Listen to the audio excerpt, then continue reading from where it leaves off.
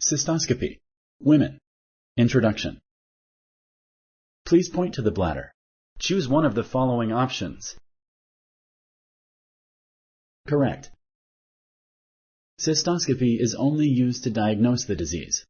Select true or false. Correct.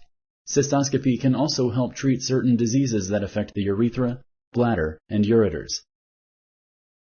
A cystoscopy can help the urologist pull kidney stones out.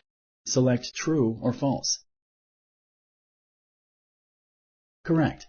During a cystoscopy, kidney stones can be removed. A stent can also be placed up the ureters if needed to help the flow of urine.